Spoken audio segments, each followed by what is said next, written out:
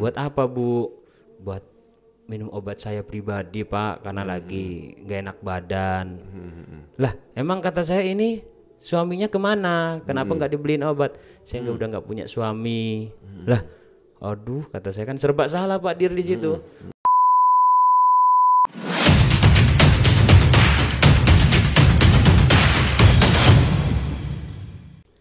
Assalamualaikum warahmatullahi wabarakatuh. Salam Pendekar Banten. Halo Sobat Pendekar, welcome back to our channel. Bersama saya, Sofwan Hermanto, Dirbinmas Polda Banten. Jangan lupa like, subscribe, share, supaya tidak ketinggalan channel video-video berikutnya. Halo Sobat Pendekar, kali ini saya bersama Babin Kamtipmas Kelurahan Dranggong, Kecamatan Tak-Takan, Polresta Serang Kota. Beliau Brigadir Asep Wahyudi Saifullah bersama Ketua FKPM Desa Dranggong Kecamatan Tak-Takan Polresta Serang Kota. Kali ini kita akan membahas bagaimana Pak Babin ini bersama Ketua FKPM mendukung program pemerintah dalam mengentaskan pengangguran karena terhambat pendidikan yang belum memenuhi standar, sehingga dapat didorong untuk bekerja di lapangan kerja yang tersedia. Selain itu juga kita akan mengangkat bagaimana FKPM sebagai gerbang permasalahan supaya semua masalah tidak masuk ke kepolisian hingga ke meja hijau. Masalah-masalah apa saja yang dapat diselesaikan oleh FKPM akan kita bahas kali ini. Selamat sore Pak Babin Kamtipmas Asep. Sore, siap, Komandan. Selamat sore Pak Muhyiddin. Sore Komandan. Masih semangat? Tetap semangat. Tetap semangat. Merdeka 45. Merdeka 45. Bagaimana tadi perjalanan menuju Polda Banten? Lancar atau macet? Alhamdulillah lancar. Alhamdulillah. Pak Babin, Siap. Kali ini kami ini ingin mendapatkan informasi dan tentunya ingin mendapatkan inspirasi kepada kami semua. Bagaimana Pak Babin ini bisa membimbing dan bisa mendekati masyarakat yang ada di desa binaannya, sehingga masyarakat ini mau mengikuti apa yang diarahkan Pak Babin. Kalau sebelum menjelaskan itu, di desa Dranggong ini berapa RW dan berapa RT sih? Siap, Komandan. Untuk di Kelurahan Dranggong itu dari 19 RW dan 60 RT. 19 RW, 60 RT. RT. Banyak juga ya. Berapa jumlah penduduknya itu? Jumlah penduduknya kurang lebih 50.000 lebih. 50.000 lebih. Ya. Siap. Kalau untuk pekerjaan masyarakat di desa Dranggong sendiri? Kalau untuk pekerjaan mayoritas di perkantoran, Komandan. Kalau untuk yang di perumahan, karena memang di Kelurahan Dranggong itu dari perkampungan dan perumahan, Komandan. Kalau untuk yang di perumahan mayoritas mereka pegawai di pabrik atau perkantoran. Akan tetapi kalau untuk di perkampungannya mayoritasnya pedagang, dan pedagang di wirausaha mereka gitu. Siap, Komandan. Saya kan mendapatkan informasi, termasuk mendapatkan laporan dari teman-teman bahwa Pak Babin Asep ini mengisi waktu kosongnya itu dengan seperti mengajar, seperti menjadi tenaga pendidik. Ini saya agak aneh nih, siapa ini yang diajar dan dididik ini sebenarnya nih? Oh iya, siap, Komandan. Jadi kalau untuk yang kita berikan arahan di pendidikan non formal, Komandan, ini kebetulan yang ikut pendidikan itu warga kita, warga Kelurahan Dranggong, banyaknya yang putus sekolah, Komandan, di SMP dan SD. Jadi kita di sini, saya selaku Babin Kamtipmas bekerja sama dengan FKPM dan Ketua FKPM, bagaimana caranya untuk mengatasi buta aksara ya. Buta aksara. Buta aksara gitu dan. Jadi kita berikan pengarahan pendidikan, terutama kalau Babin Kaptimas sendiri kita memberikan arahan untuk masalah kenakalan remaja dan gangguan-gangguan Kaptimas ataupun tentang lalu lintas dan. Oke. Coba kita lihat dulu, tampilkan videonya. Assalamualaikum warahmatullahi wabarakatuh. Waalaikumsalam warahmatullahi wabarakatuh. Mungkin di sini saya ingin menyampaikan beberapa hal ya pada rekan-rekan semua, yang mana rekan adalah peserta didik dari FKPM Kelurahan Drawong ya, dan peserta didik PKBM Al-Firdaus. Ya. Di sini mungkin ada beberapa hal. Yang pertama, tolong mengerjakan soal ujian ya dengan terus ya, dan yang kedua ini jangan sampai asal isinya, karena ini menentukan hasil ujian kalian semua ya. Dan di sini terima kasih yang sudah hadir. Ya, harapannya dari saya selaku Babin Kaptimas mewadahi FKPM Kelurahan Drawong. Dengan adanya peserta didik di sini, mudah-mudahan ya, mudah-mudahan bermanfaat untuk rekan-rekan semua ya. Nah, karena ini bentuk kepedulian saya selaku Babin Kaptimas kepada warga saya sendiri di Kelurahan Drawong khususnya, yang umumnya di Kota Serang. Mudah-mudahan dengan adanya FKPM di tengah-tengah warga Kelurahan Drawong dapat membantu rekan-rekan semua dan adik-adik kita nanti ke depannya yang butuh sekolah ya. Mudah-mudahan dapat menunjang pekerjaan dari meningkatnya SDM di warga kita. Jadi saya harapkan pengerjaan soalnya yang serius, jangan sampai sembarangan mengisi ya. Tolong nanti ini untuk penilaian juga ya. Mungkin dari kemarin sudah ada yang belajar, semalam juga ada yang belajar mempersiapkan untuk ujian ya. Nah, mudah-mudahan di hari ini Senin sampai berikutnya sampai selesai ujian. Waalaikumsalam warahmatullahi wabarakatuh. Ini kegiatan Pak Babin ini sebagai pengajar atau sebagai apa ya? Kita sebagai tutor juga benar, langsung sebagai tutor mungkin tentang ke masyarakatan ya benar ya, ke masyarakatannya. Mungkin kalau ada di pelajaran juga di PKN ya. Berapa banyak ini apa siswa atau muridnya atau peserta ini? Siap. Kalau untuk peserta didik kita semuanya 66 siswa kemudian. Dari 24 paket B dan 42 paket C di setara SMA. Ini Pak Babin ini bisa mendapatkan ini yang mengikuti sekolah paket ini, apakah dipasang di pengumuman siapa yang ikut paket atau memang dengan kegiatan-kegiatan pada saat kunjungan, saat sambang ternyata menemukan orang-orang yang masih buta aksara. Ini gimana untuk bisa dapat ini yang jadi siswa? Siap. Jadi kalau kita untuk peserta didik, salah satunya kita di-share ke grup RT RW supaya dihimbau kepada warga yang putus sekolah agar mengikuti kegiatan pembelajaran kesetaraan di wadah FKPM.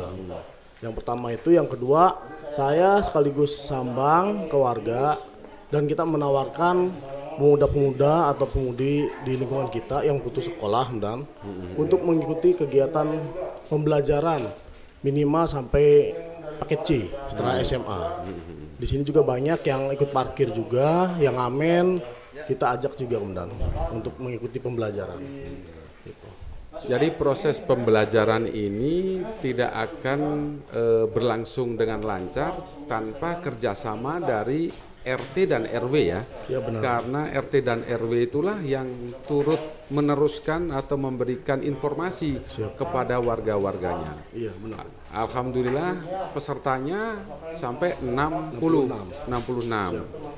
Sudah berapa angkatan ini? Alhamdulillah sekarang ini udah ke angkatan yang kedua Komandan. Nah, kemarin perdana kita karena memang sebelumnya di tahun pertama kita mungkin di kelas 2 Komandan. Kalau untuk kelulusan alhamdulillah di tahun ini angkatan yang pertama Komandan. Oke. Ini kok ada yang agak sudah berusia tuh yang di depan itu usianya berapa itu paling umur? Jadi kalau untuk sekolah non formal bebas Komandan sampai kakek-kakek nenek-nenek yang penting mau belajar Komandan. Jadi untuk yang berumah tangga pun yang sudah tua mereka ikut pembelajaran dengan dasar untuk memotivasi anak Komandan. Gitu. Ini Pak Asep ini sedang mengajar juga atau apa kalau yang ini? Kalau kegiatan ini kita untuk pengawasan Komandan pada saat ujian. Pada saat ujian Pada ini? saat ujian. Wah duduknya satu-satu nih. Ya, Berarti itu ujian ya. Kalau nanya-nanya nggak bisa nih ya, nggak sulit ya. Wah sulit Komandan. Kita muter. Jadi sesuai kemampuannya.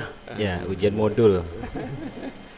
Kalau dari hasil ujian ini, apakah lulus semua atau ada yang nggak lulus nih? Alhamdulillah Komandan rata-rata lulus Komandan. Untuk kegiatan pembelajarannya kita memang yang non formal ini seminggu 3 kali Komandan.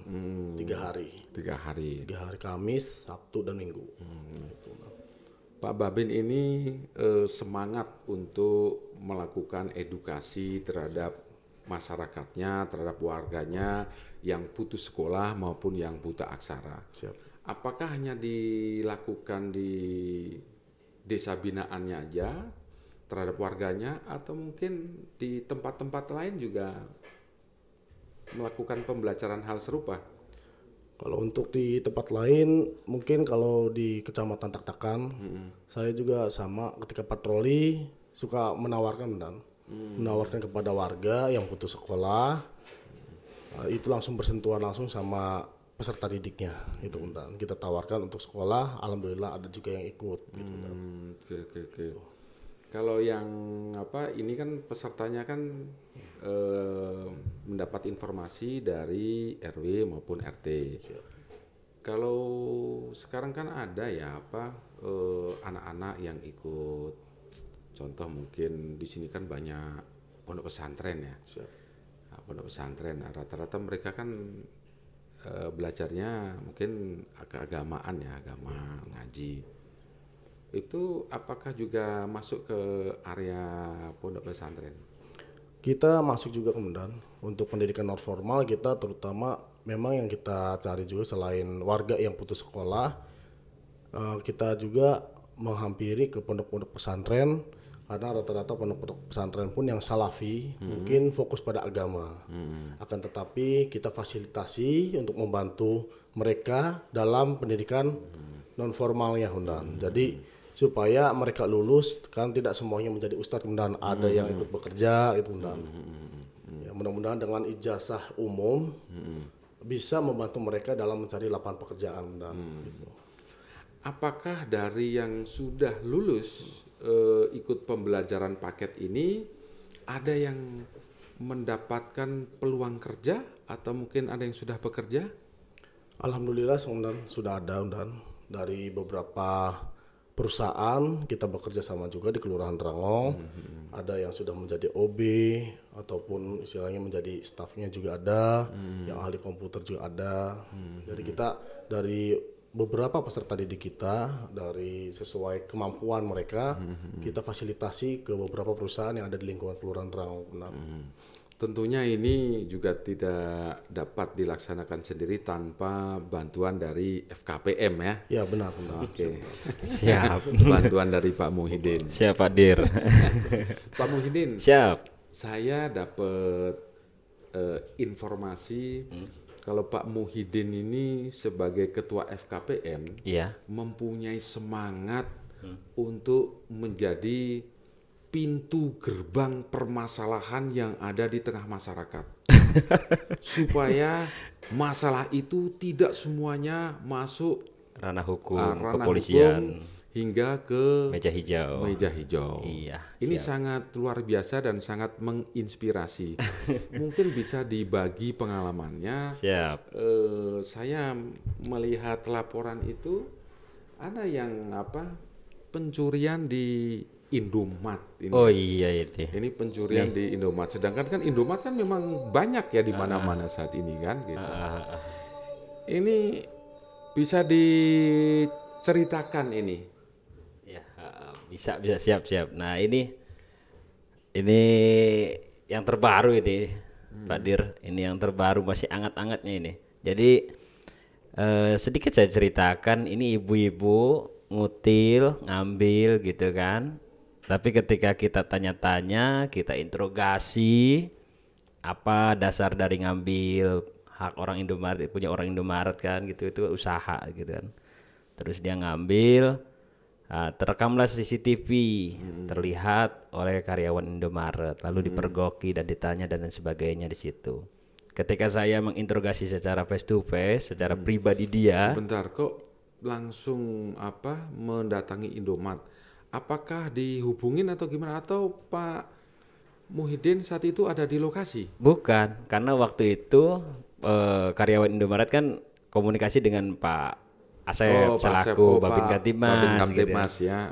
Terus di situ adalah karena memang FKPM ini sudah familiar di warga masyarakat Drangong gitu kan. Kalau tentang masalah tindak pidana ringan gitu kan, nggak usah dibawa ke Polsek atau di Polres. Akhirnya Pak Asep, Pak Mudin sini dong. Kemana? Ke Indomaret. Sangkanya mau dijajanin Pak Dir. Tahu-taunya dihadapin problem gitu kan. Aduh, kata saya ini Pak Asep. Nah, singkat cerita saya ke situ. Saya juga kebetulan lagi koordinasi di kelurahan karena Indomaret ini tidak jauh Pak Dir. Dari Indomaret ini dari kelurahan itu nggak jauh gitu. Saya sambang ke Indomaret itu. Ada apa Pak Asep kan gitu, ngobrol sekilas. Ini loh ada pencurian gitu kan. Apa aja itu yang dicuri itu? Itu kalau saya lihat itu yang pertama minyak kayu putih, boldrek ya kan, obat-obatan yang warung gitu, misagrip, susu juga ada gitu. Makanya saya tanya, loh ini mah kalau dijual juga nggak seberapa gitu Pak Dir gitu kan. Tapi tiba-tiba saya tanya secara pribadi, dia yang nyuri itu, si ibu itu, buat apa Bu? Buat minum obat saya pribadi Pak, karena lagi nggak enak badan. Lah emang kata saya, ini suaminya kemana? Kenapa nggak dibeliin obat? Saya udah nggak punya suami. Lah aduh, kata saya, kan serba salah Pak Dir di situ.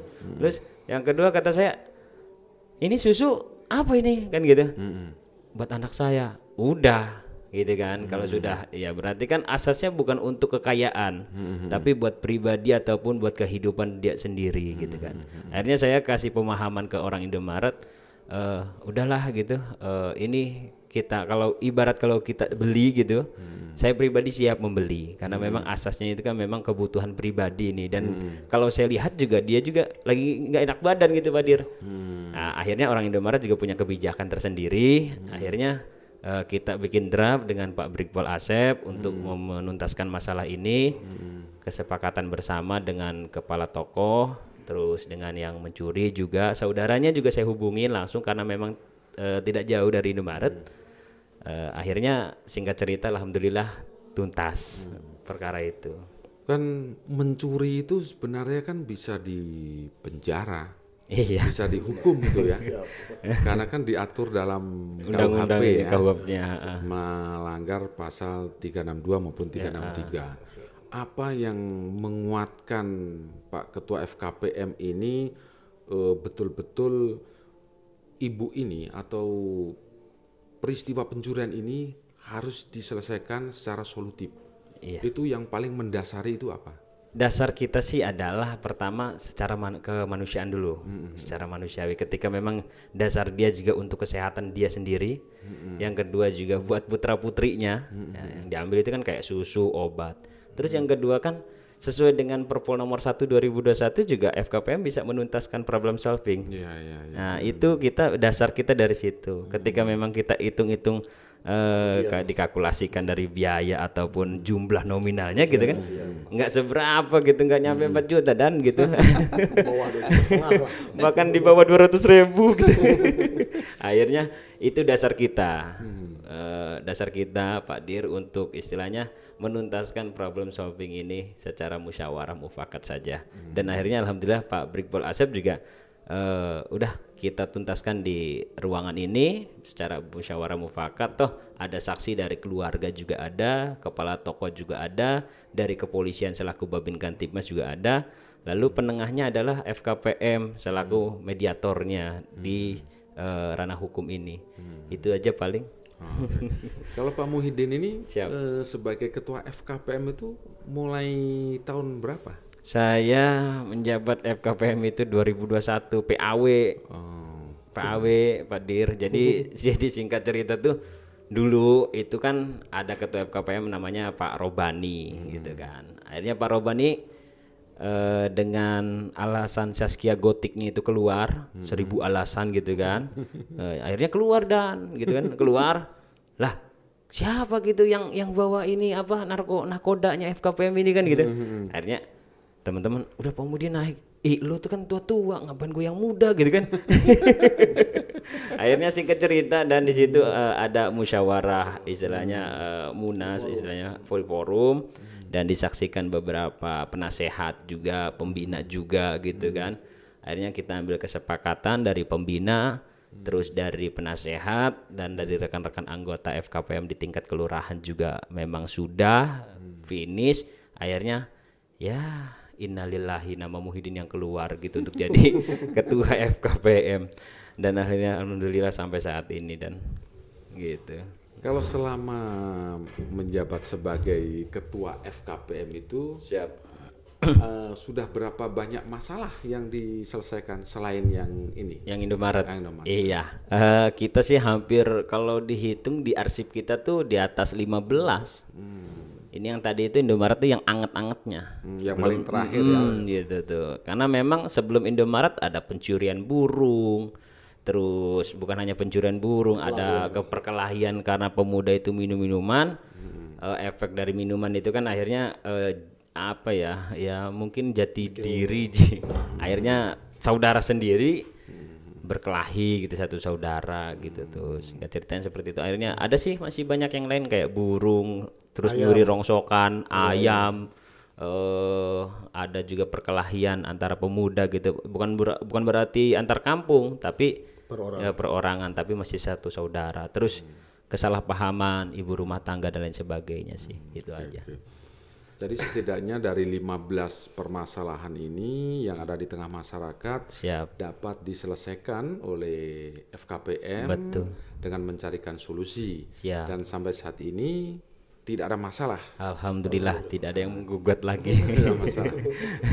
Cerita ini sangat menginspirasi. Semoga para pemirsa bisa mencontoh dan mendukung FKPM yang ada di desanya masing-masing. Mungkin sebelum diakhiri ada pesan-pesan kepada para pemirsa termasuk para Babin Kamtibmas yang ada di seluruh negeri ini dari Pak Babin Kamtibmas Desa Dranggong, Brigadir Asep. Siap, Undan.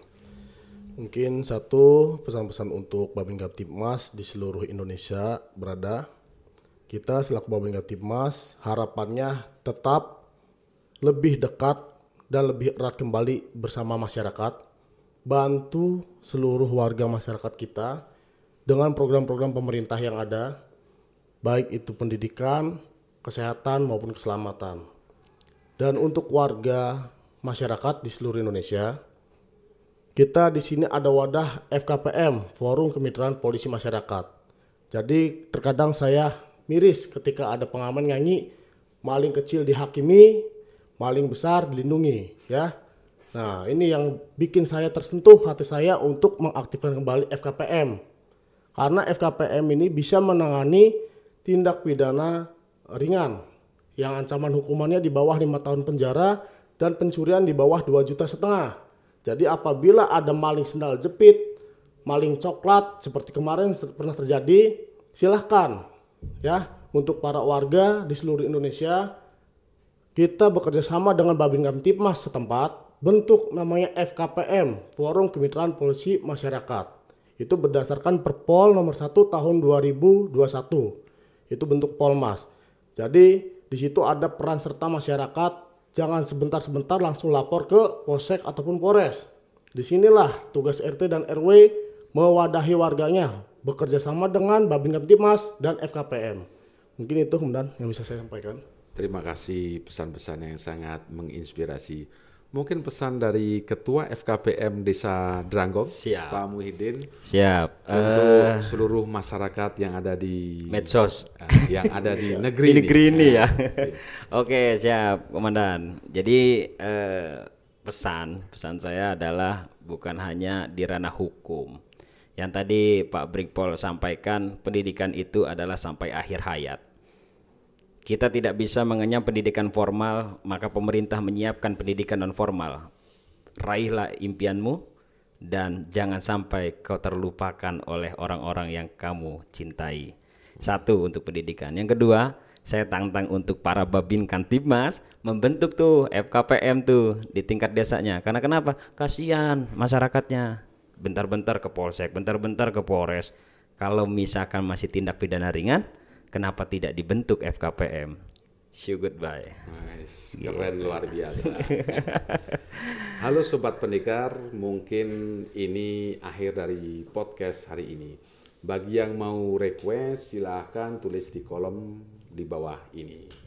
Sebelum saya akhiri, ada pesan yang pernah saya dengar, bahwa kita dalam menjalankan tugas, termasuk dalam menjalankan kehidupan, itu kadang tidak sesuai rencana dan tidak lancar-lancar saja. Namun harus tetap semangat. Seperti moto para Babin Kamtibmas, meskipun langkah terhentikan, jangan biarkan satu orang pun memadamkan semangat kita. Pesan kami, jauhi kejahatan, semangat terus menebar kebaikan, mengajak kebaikan. Salam Pendekar Banten.